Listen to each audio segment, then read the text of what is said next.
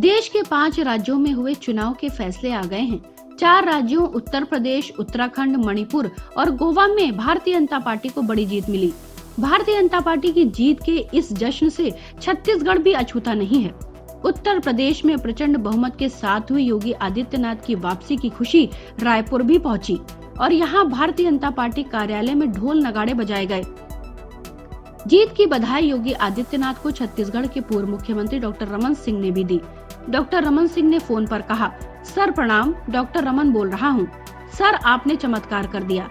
छत्तीसगढ़ के 2 करोड़ लोगों की तरफ से आपको बधाई। ऐसा लग रहा है कि हम लोग जीत गए हैं। आपकी जीत की खुशी छत्तीसगढ़ भी मना रहा है। बधाई आपको। फोन की दूसरी तरफ योगी आदित्यनाथ ने भी डॉक्टर रमन को धन्यवाद दिया। उत्तर प्रदेश में भारतीय जनता पार्टी को प्रचंड जीत मिली है। इसकी वजह डॉक्टर रमन सिंह ने बताई। डॉक्टर रमन सिंह ने कहा कि यह चमत्कार हुआ है। विकास और डेवलपमेंट के नाम पर प्रधानमंत्री नरेंद्र मोदी की योजना के नाम पर उत्तर प्रदेश के मुख्यमंत्री योगी आदित्यनाथ की मेहनत की वजह से वहां जिस तरीके से कानून व्यवस्था लागू की गई, विकास के जबरदस्त काम किए गए, इसी का नतीजा है कि लोगों ने भारतीय जनता पार्टी पर विश्वास जताया है।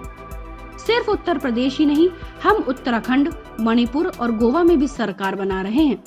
डॉक्टर रमन सिंह ने आगे कहा, उत्तर प्रदेश में सारी अफवाहों के बावजूद भारतीय जनता पार्टी ने साबित करके दिखाया कि जब बेहतर काम होता है तो जनता का साथ मिलता है। डॉक्टर रमन सिंह ने इस जीत के साथ अगली जीत का भी दावा किया। उन्होंने कहा कि फिर से जो चुनाव हो रहे हैं उसमें भी भारतीय जनता पार्टी को जीत मिलेगी और तीसरी बार इस देश में प्रधानमंत्री नरेंद्र मोदी ही बनेंगे। नेता प्रतिपक्ष धर्मलाल कौशिक ने कहा कि उत्तर प्रदेश में छत्तीसगढ़ मॉडल फेल रहा है।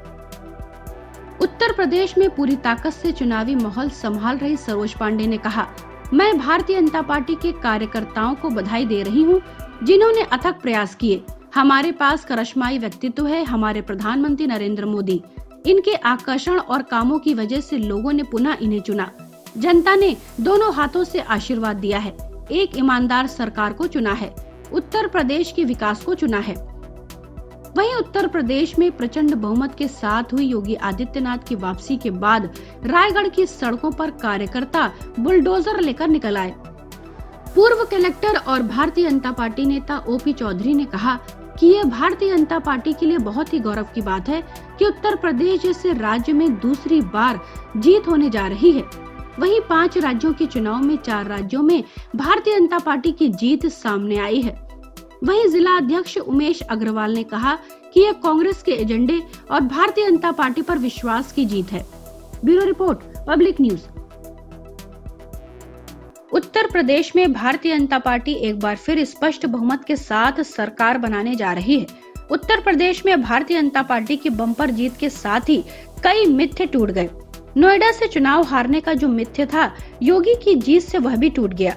भारतीय जनता पार्टी की इस जीत ने न केवल इतिहास रचा बल्कि 37 साल का रिकॉर्ड भी तोड़ दिया। एक बार फिर योगी आदित्यनाथ मुख्यमंत्री बनने जा रहे हैं। मुख्यमंत्री योगी आदित्यनाथ के नेतृत्व में सत्तारूढ़ भारतीय जनता पार्टी इस चुनाव में तमाम मिथ्यों को ध्वस्त करते हुए पिछले चुनाव की तुलना में कम मतदान के बावजूद वोटों में अपनी हिस्सेदारी बढ़ाने में कामयाब रही। वर्ष 2017 के विधानसभा चुनाव में भारतीय जनता पार्टी को 39.67% वोट मिले, जबकि इस बार आरंभिक आंकड़ों के अनुसार 41.59% वोट हासिल हुए हैं। एक मिथ्य यह भी था कि जो मुख्यमंत्री नोएडा आता है उसकी गद्दी छिन जाती है। अनेक दशकों से यह मिथ्य बना था, जो इस चुनाव में टूट गया। योगी आदित्यनाथ ने अनेक बार नोएडा की यात्रा की, लेकिन वे फिर भी जीत गए। उन्होंने नोएडा में मेट्रो के उद्घाटन के अलावा कई अन्य परियोजनाओं की शुरुआत की। जनवरी में उन्होंने गौतम बुद्ध नगर पहुंचकर कोविड-19 की स्थिति की समीक्षा की। इससे पहले 1984 के विधानसभा चुनाव में तत्कालीन मुख्यमंत्री नरेंद्र दत्त तिवारी के नेतृत्व में कांग्रेस दोबारा प्रचंड बहुमत से सत्ता में आई थी। तत्कालीन प्रधानमंत्री इंदिरा गांधी की आतंकवादियों के हाथों हत्या के बाद कांग्रेस के पक्ष में उस समय सहानुभूति की लहर थी। वर्ष 1979 से लेकर 2007 के बीच 1991 को छोड़ दिया जाए तो किसी एक पार्टी को पूर्ण बहुमत नहीं मिला और Samajwadi party, Bahujan Samaj party, Bharatiya Janata party ने अलग अलग समीकरणों से सरकारें चलाईं। लेकिन 2007 में जनता ने बहुजन समाज पार्टी को 206 सीटें देकर स्पष्ट बहुमत के साथ सरकार में बिठाया। इसके बाद उत्तर प्रदेश ने ठोस निर्णय लेना शुरू किया। इसी क्रम में 2012 में समाजवादी पार्टी को 224 सीटों के साथ पूर्ण बहुमत मिला। वर्ष 2014 में लोकसभा चुनाव में उत्तर प्रदेश की राजनीति में मोदी लहर के कारण बदलाव आना शुरू हुआ। उस वर्ष लोकसभा चुनाव में 80 में से 73 सीटें भारतीय जनता पार्टी ने जीती और बाद में 2017 के चुनाव में भारतीय जनता पार्टी ने 312 सीटें जीतकर रिकॉर्ड कायम किया।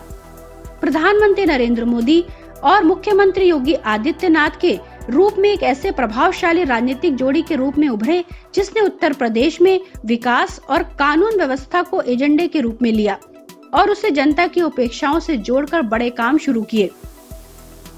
अगर जीत के कारणों की बात की जाए तो योगी आदित्यनाथ की कानून व्यवस्था रही, फिर चाहे महिला सुरक्षा हो या गुंडागर्दी खत्म करने की बात, कानून व्यवस्था के मसले पर जनता ने भारतीय जनता पार्टी को वोट किया।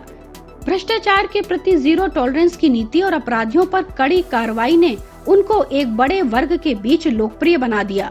अवैध कब्जों पर बुलडोजर चलाने से लेकर उत्तर प्रदेश को दंगा मुक्त और माफियाओं के दबदबे को कम करने के लिए दिखाई गई शक्ति, योगी सरकार ने इस मोर्चे पर खूब काम किया।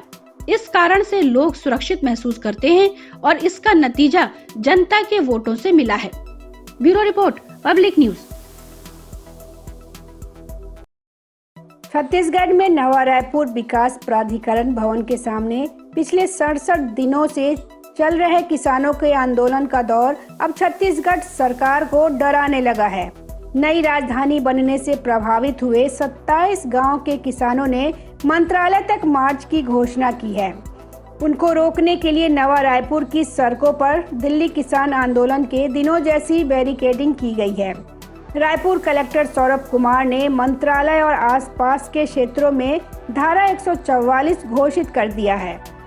राखी थाना चौक से मंत्रालय महानदी भवन और सचिवालय इंद्रावती भवन परिसर तक, पुलिस मुख्यालय चौक से मंत्रालय संचालनालय भवन तक, शीतला मंदिर चौक से मंत्रालय संचालनालय भवन तक और पंडित दीनदयाल उपाध्याय चौक से मंत्रालय संचालनालय भवन तक 4 से अधिक लोगों के इकट्ठा होने पर प्रतिबंध लगा दिया गया है।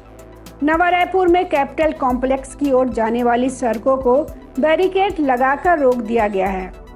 गुरुवार शाम कलेक्टर सौरभ कुमार और पुलिस अधीक्षक भी NRDA भवन पहुंचे। आंदोलनकारी किसानों के प्रतिनिधि मंडल से चर्चा की। किसानों ने कहा कि वे शुक्रवार को अपील आवेदन फॉर्म लेकर मुख्य सचिव को सौंपने मंत्रालय जाएंगे। अधिकारियों ने उन्हें ऐसा करने से मना कर दिया। उनका कहना था कि बीच में ही कोई सक्षम अधिकारी किसानों से अपील फॉर्म लेकर सरकार तक पहुंचा देगा। किसानों को मंत्रालय तक नहीं जाने दिया जाएगा। आंदोलनकारियों ने मुख्य सचिव के साथ किसान प्रतिनिधियों की बैठक कराने की मांग की। उनका कहना था कि जहां पर किसानों को रोका जाए वहां पेयजल और छांव की व्यवस्था की जाए। नवा रायपुर बनाने के लिए हुए अधिग्रहण से प्रभावित गांव के लोग 3 जनवरी से 8 मांगों को लेकर धरना दे रहे हैं। इनमें से अधिकांश मांगों पर पूर्ववर्ती सरकार के समय सहमति के बावजूद काम नहीं हुआ था। अभी सरकार कह रही है कि वे 6 मांगों पर काम शुरू कर चुके हैं। किसान इसे अधूरा बता रहे हैं। नई राजधानी प्रभावित किसान कल्याण समिति के अध्यक्ष रूपन चंद्राकर ने बताया कि अधिकारी आंदोलन में शामिल 30 से अधिक लोगों पर धारा 107 और 116 यानी शांति भंग का नोटिस तामील कराने आए हैं। इस पे प्रशासनिक अधिकारी मौन बने हुए हैं। इसका कारण नहीं बताया गया है। इधर 5 किसान आमरण अनशन पर बैठ गए हैं। यह अनशन मंगलवार से शुरू हुआ है। गुरुवार को इनमें से एक किसान राजकुमार पटेल ने पानी पीना भी छोड़ दिया है। अनशन पर बैठे दूसरे किसानों में भारत दास मानिकपुरी, दुकालू राम सिन्हा, जगत राम सोनवानी और जगतू राम पटेल भी कुछ नहीं खा रहे हैं। समिति के मुताबिक स्वास्थ्य परीक्षण में अभी उनकी स्थिति सामान्य बनी हुई है। आंदोलन में किसानों की क्रमिक भूख हड़ताल में महिलाएं भी शामिल हो गई हैं।